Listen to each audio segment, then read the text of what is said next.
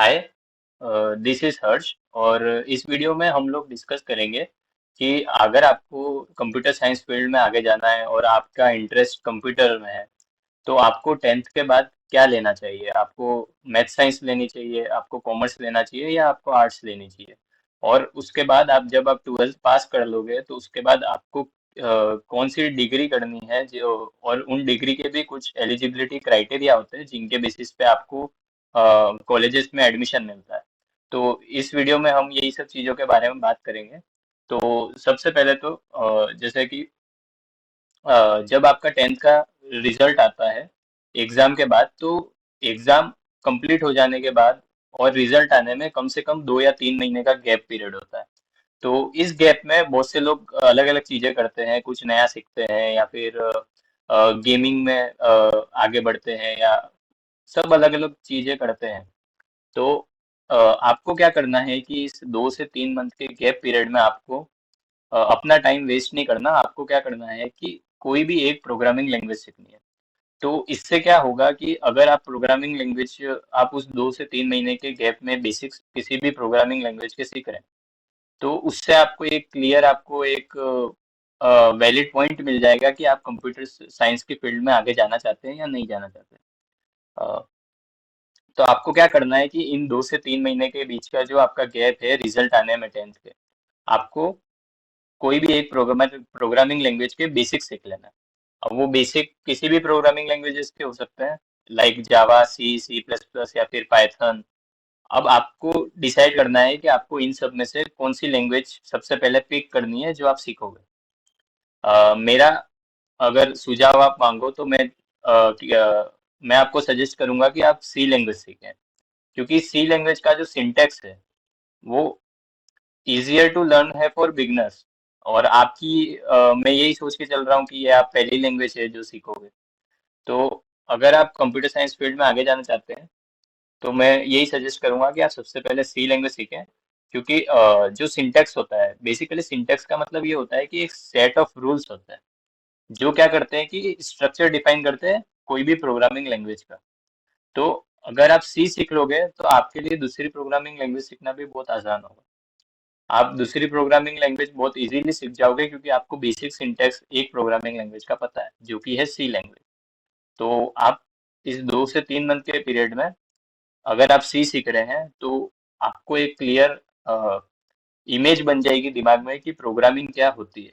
और उस बेसिस पे आप डिसाइड कर सकते हैं कि फिर आपको 11th क्लास में क्या लेना है, मैथ साइंस लेनी है या फिर कॉमर्स स्ट्रीम लेनी है या आर्ट्स लेनी है। अब पाइथन क्यों एज अ फर्स्ट लैंग्वेज आपको नहीं सीखनी चाहिए, तो उसका रीजन ये है कि बहुत सी बार क्या होता है कि जब आपकी डिग्री कंप्लीट हो जाती है और आपको कंपनीज प्लेसमेंट देने आती है, तो कभी कभी ऐसा होता है कि आपको अपना मनचाहा पाथ नहीं मिल पाता। मान लो वेब डेवलपमेंट है या फिर गेमिंग है या फिर मोबाइल एप्लीकेशन डेवलपमेंट है या फिर जैसे वेब डेवलपमेंट में भी मल्टीपल अलग अलग फ्रेमवर्क्स हैं और वो अलग अलग प्रोग्रामिंग लैंग्वेज पे बेस्ड है। जैसे आपको अगर जावा स्क्रिप्ट आती है तो फिर आप रिएक्ट जेएस में आगे जाओगे। और आपको पाइथन अच्छे से आती है तो फिर आप जेंगो फ्रेमवर्क सीखोगे। पर कभी कभी ऐसा होता है कि आपको वेब डेवलपमेंट में आपको रिएक्ट जेएस चाहिए थी पर आपको रिएक्ट जेएस नहीं मिल पाई और आपको कोई और लैंग्वेज मिल गई। तो इजीली आप शिफ्ट कर पाओ उसके लिए मैंने आपको सजेस्ट किया है कि आप सी सबसे पहले सीखें। और पाइथन का क्या होता है कि उसका जो सिंटेक्स है वो इजी टू लर्न है और सिंपल है, और वो बाकी लैंग्वेजेस के इसके हिसाब से बहुत डिफरेंट है। आपको सी एज अ सिमिलर मिल जाएगा सिंटेक्स सी प्लस प्लस और जावा में, पर पाइथन इज कम्प्लीटली डिफरेंट। और सी, सी प्लस प्लस हो या जावा हो, इन सब में जो डेटा टाइप्स होते हैं वो स्टैटिकली टाइप्ड होते हैं, पर पाइथन में डायनेमिकली टाइप्ड होते हैं। तो पाइथन में हमको डेटा टाइप अलग से मेंशन करने की जरूरत नहीं है। तो आपको अगर पाइथन से फिर दूसरी लैंग्वेज में शिफ्ट होना होगा तो ये चीज़ आपके लिए बहुत डिफिकल्ट हो जाएगी। तो इसलिए मैं सजेस्ट यही करूंगा कि आप सबसे पहले अपनी पहली प्रोग्रामिंग लैंग्वेज पाइथन नहीं सीखें।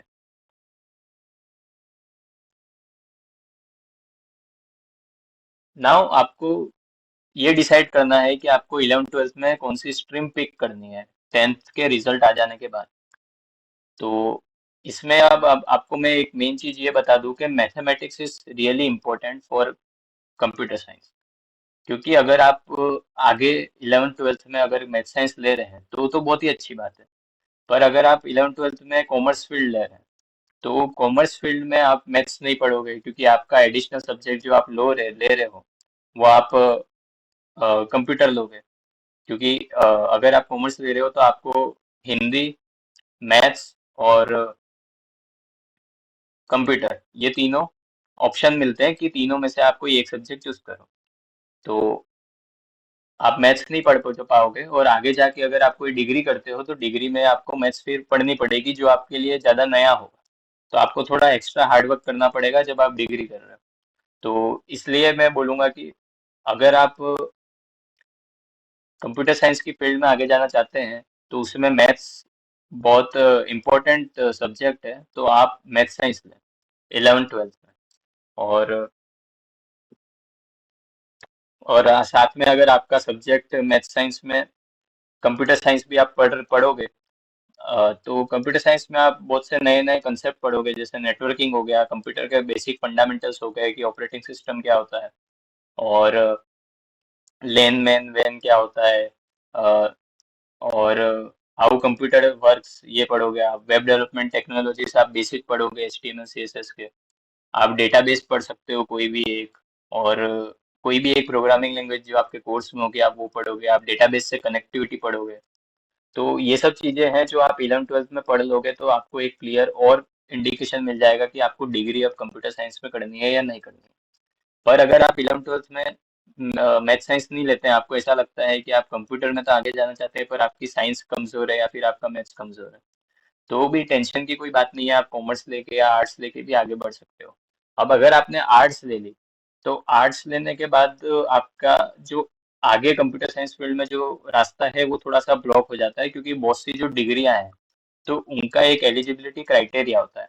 और वो बेसिकली उनके एलिजिबिलिटी क्राइटेरिया में ये होता है कि या तो आपके 11th 12th में मैथ साइंस होनी चाहिए थी, या फिर आपके 11th 12th में कॉमर्स होनी चाहिए थी, और या फिर कॉमर्स के साथ आपके मैथ्स होनी चाहिए थी, और कॉमर्स के साथ या फिर आपके कंप्यूटर होनी चाहिए थी।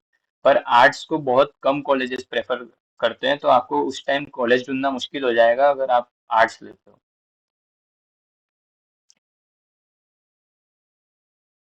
अब अपन पढ़ेंगे कि आपको कौन सी डिग्री करनी चाहिए 11th 12th के बाद, और उनका क्या एलिजिबिलिटी क्राइटेरिया है। तो ये मैं आपको बताऊंगा, तो इससे आपका और क्लियर हो जाएगा कि आपको 10th के बाद क्या लेना है, कौन सी स्ट्रीम में आगे जाना है। तो सबसे ऊपर आप देख रहे हो कि बीटेक CS, तो BTech CS is basically BTech in computer science. तो इसका एक एलिजिबिलिटी क्राइटेरिया होता है। जब आप 11th 12th पास कर लोगे तो आपका जब रिजल्ट आएगा तो उस रिजल्ट के बेसिस पे आपको कॉलेजेस में एडमिशन मिलता है। और कुछ कॉलेजेस एंट्रेंस एग्जाम भी करवाती हैं, और कुछ कॉलेज मेरिट के हिसाब से जो आपके 12th के मार्क्स हैं उस बेसिस पे भी एडमिशन ले लेती है। पर अगर आपको कोई अच्छी कॉलेज में एडमिशन लेना है, जैसे IIT हो गई, NIT हो गई, VIT हो गई, तो इन सब कॉलेजेस में एंट्रेंस एग्जाम होता है और एलिजिबिलिटी क्राइटेरिया भी साथ में होता है।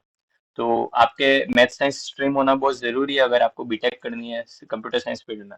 आप कॉमर्स लेके बीटेक CS नहीं कर सकते। और आपका 60% मिनिमम होना ही चाहिए, मतलब आपका 12th का स्कोर 60% से ऊपर होना चाहिए, और 10th का स्कोर भी 60% से ऊपर होना चाहिए। तो ये बात हो गई अपनी बीटेक CS की। अब सेकंड देख रहे हैं हम BCA। तो BCA का मतलब होता है बैचलर इन कंप्यूटर एप्लीकेशन। तो इसमें आप कौन कौन सी चीजें पढ़ोगे, और ये बीटेक CS से अलग कैसे है। तो बीटेक CS में आपको मैथ्स पोर्शन थोड़ा ज्यादा पढ़ना पड़ सकता है, पर BCA में भी मैथ्स तो आएगी ही आएगी। पर वो मैथ्स इतनी नहीं आएगी उसमें। BCA मतलब कंप्लीटली आपका कंप्यूटर बेस्ड ही रहेगा। BCA में आप ज्यादा क्योंकि मैंने खुद ने भी BCA करी है तो मैं आपको BCA के बारे में बता सकता हूँ। तो BCA में बेसिकली आप कंप्यूटर्स के सारे फंडामेंटल्स पढ़ोगे, नेटवर्किंग क्या होता है, ऑपरेटिंग सिस्टम क्या होता है, डेटाबेसेस क्या होते हैं, और प्रोग्रामिंग लैंग्वेजेस पढ़ोगे, वेब डेवलपमेंट टेक्नोलॉजीज पढ़ोगे, आप साइबर सिक्योरिटी के बारे में पढ़ोगे। आपको एडिशनल सब्जेक्ट भी पढ़ने पड़ेंगे, जैसे मैनेजमेंट हो गया और कम्युनिकेशन स्किल्स हो गया। तो ये सब चीजें भी आपको पढ़नी पड़ेगी। पर आपको अब BCA लेने के लिए आपको क्या क्या जरूरी है, तो या तो आप मैथ साइंस फील्ड के हो सकते हो या फिर कॉमर्स फील्ड के। या फिर आर्ट्स के भी हो सकते हो, पर कुछ ही ऐसी कॉलेजेस हैं बीसीए की जो आर्ट्स के स्टूडेंट्स को अलाउ करती है बीसीए करना। और कुछ कॉलेजेस ऐसी होती है जो बोलती है कि हम खाली मैथ साइंस वालों को लेते हैं। और कुछ कॉलेजेस होती हैं जो बोलती है हम मैथ साइंस और कॉमर्स वाले दोनों को लेते हैं बीसीए के लिए। तो एक बीसीए बहुत अच्छा ऑप्शन है, पर बीटेक इन कंप्यूटर साइंस को मैं ज़्यादा प्रेफरेंस दूंगा बीसीए से। और उसका रीज़न मैं आपको आगे बताऊंगा। अब थर्ड हो गया अपना बीएससी इन आईटी। तो बीएससी आईटी करने के लिए आपके मैथ साइंस होना बहुत ज़रूरी है 11th 12th में। फोर्थ पे आप देख रहे हो बीटेक प्लस एमटेक इंटीग्रेटेड। तो एमटेक जो है वो मास्टर्स डिग्री है, बीटेक जो है वो बैचलर डिग्री है।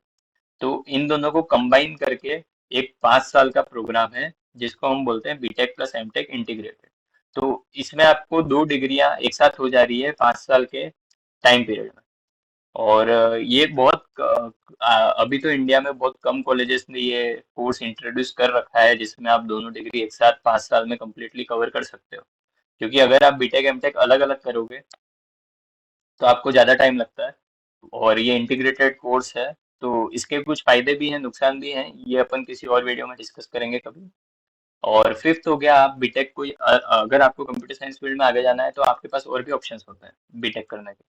तो बीटेक की अदर ब्रांचेस भी हैं, जैसे डेटा साइंस में अगर आपको आगे जाना है तो आप पर्टिकुलरली डेटा साइंस भी ले सकते हो। बीटेक इन आर्टिफिशियल इंटेलिजेंस भी होता है, बीटेक इन साइबर सिक्योरिटी भी होता है। तो ये सब अलग अलग स्पेशलाइजेशन कोर्स होते हैं जो आप ले सकते हो, जिनके थ्रू आप कंप्यूटर साइंस फील्ड में अगर आप आगे आगे जाना चाहते हो तो ले सकते हो। पर कोई भी आप बीटेक डिग्री कर रहे हो, कोई भी स्पेशलाइजेशन कर रहे हो, किसी भी कॉलेज से कर रहे हो पूरे इंडिया में, कंप्यूटर साइंस के फील्ड में आगे जाने के लिए आपको 11th 12th में मैथ साइंस होना ही चाहिए। अगर आपकी कॉमर्स है तो आपके पास खाली बीसीए ही ऑप्शन है कि आप बीसीए के थ्रू ही आप आगे बढ़ सकते हो। और बीसीए के बाद आप मास्टर्स के लिए एमसीए कर सकते हो, जो कि मास्टर्स इन कंप्यूटर एप्लीकेशन होता है, जिसमें आप और डीप में प्रोग्रामिंग लैंग्वेजेस, नेटवर्किंग और इन सब चीज़ों के बारे में आप डीप में पढ़ते हो। और मैथ्स आपका जो सब्जेक्ट है वो आप कोई भी डिग्री करो कंप्यूटर साइंस फील्ड में आगे जाने के लिए, आपको थोड़ी बहुत मैथ्स तो हर डिग्री में पढ़नी है।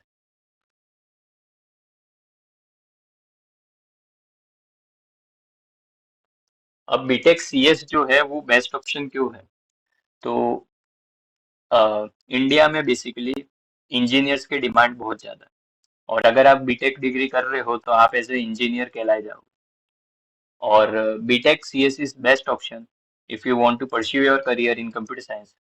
ये इसलिए है क्योंकि आपको अगर एक अच्छा पैकेज चाहिए, आप एक ड्रीम जॉब होगी आपके दिमाग में कि मेरे को इतना पैसा कमाना है 1 साल में, या मैं इतने पैसे से शुरुआत करना चाहता हूँ, मैं इतनी मेहनत करूंगा कि मेरा स्टार्टिंग पैकेज ही 10 लाख से ऊपर हो या 15 लाख से ऊपर हो। तो इंडिया में बहुत सी ऐसी कॉलेजेस हैं जो टॉप कॉलेजेस हैं, जैसे आईआईटी है, वीआईटी है, एनआईटी है। तो ये सब कॉलेजेस आपके लिए वो सब अपॉर्चुनिटीज लेके आएंगे। कंपनीज जब कॉलेज में विजिट करती हैं तो कॉलेज जितना अच्छा होगा आपको पैकेज उतना अच्छा मिलेगा। और बीटेक की इंडिया में बहुत सी अच्छी कॉलेजेस हैं जहाँ पे आपको एडमिशन मिल जाएगा और आप वहाँ से एक अच्छा पैकेज ले पाओगे।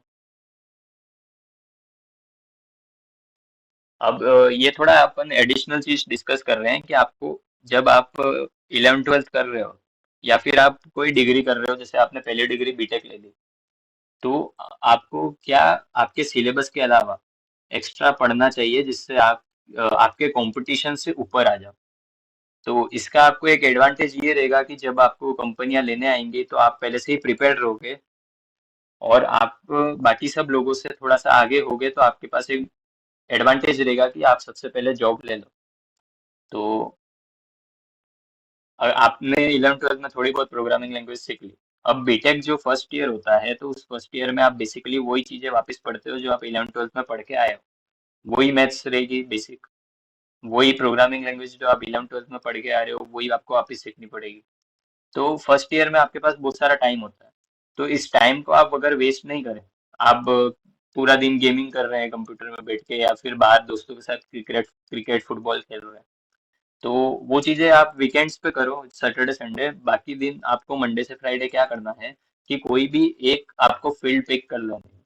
अब हो सकता है कि आपको उस टाइम डाउट हो कि आप कौन से फील्ड में आगे जाना चाहते हैं, आप वेब डेवलपमेंट में जाना चाहते हैं, मोबाइल एप्लीकेशन में जाना चाहते हैं, AIML में जाना चाहते हैं, या गेम डेवलपमेंट में जाना चाहते हैं, या साइबर सिक्योरिटी। तो आप ये चीज कैसे क्लियर कर सकते हो कि आप हर फील्ड के बारे में थोड़ा थोड़ा ऑनलाइन पढ़ें। मैं भी इन सब चीजों में कोर्स बनाऊंगा, तो आप वहां से भी पढ़ सकते हैं। तो इससे आपको क्या होगा कि आपका डाउट क्लियर होगा कि आप कौन से फील्ड में आगे जाना चाहते हैं। तो वो डाउट कैसे क्लियर होगा? तो आपके दिमाग में जो चीज इजीली जा रही है, मान लो आप वेब डेवलपमेंट सीख रहे हो और आपको इजीली सब समझ में आ रहा है, आप मोबाइल एप्लीकेशन डेवलपमेंट सीख रहे हो और आपको वो चीज़ इजीली समझ में आ रही है, और कोई चीज़ है जो बहुत हार्ड लग रहा है, जैसे गेम डेवलपमेंट है तो आपको हार्ड लग रहा है कि ये मैं नहीं कर सकता, या फिर साइबर सिक्योरिटी है, या फिर आप VFX एनिमेशन सीख रहे हो तो आपको लग रहा है कि ये चीज़ हार्ड है, तो आप वो चीज़ छोड़ दो। आपको जो चीज़ इजी लग रही है आप वो करो, तो वही फील्ड आपको फिर क्लियर हो जाएगी कि मेरे को इसी फील्ड में आगे जाना है। तो ये चीज आप एडिशनल ऑनलाइन सीख सकते हो, क्योंकि आज की तारीख में यूट्यूब में बहुत सारा कंटेंट फ्रीली अवेलेबल है। तो आप फ्रीली बहुत सी चीजें सीख सकते हो ऑनलाइन। तो आपको फर्स्ट ईयर में क्या करना है कि कोई भी एक फील्ड पकड़ के पहले तो आप 1-2 महीना सब थोड़ा थोड़ा पढ़ो सबके बारे में, और फिर आपको जो चीज इजी लग रही है उसको थोड़ा सा आप बेसिक एकदम पक्के कर दो अपने, ताकि आप आपके साथ जो आपका कंपटीशन चल रहा है, क्योंकि इंडिया में यूथ की पॉपुलेशन बहुत ज्यादा है, तो हर साल बहुत बच्चे पास आउट होते हैं। तो जैसे अगर किसी कॉलेज की स्ट्रेंथ है 5000 स्टूडेंट्स इन बीटेक, तो वो पूरे 5000 की तो लगा नहीं पाएंगे वो जॉब। तो उन 5000 से अगर 1000 की भी लग रही है, अगर 5000 से 1000 की भी लग रही है, तो आप यही चाहोगे कि उन 1000 बच्चों में आपका नाम होना चाहिए। तो उसके लिए आपको थोड़ी सी एक्स्ट्रा मेहनत करनी पड़ेगी। तो चलिए ये वीडियो यहीं पे अपन ख़त्म करते हैं, और अगर आपको कोई भी डाउट है तो आप मेरे से यूट्यूब कमेंट सेक्शन में पूछ सकते हैं। और आपको अगर कोई और चीज़ के बारे में पूछना है, या फिर आप कोई दूसरे टॉपिक पे मुझसे वीडियो चाहते हो, तो आप मेरे को कमेंट सेक्शन में सजेशन दे सकते हो। तो उस टॉपिक पे भी मैं वीडियो बना दूंगा। That's it from my side, thank you.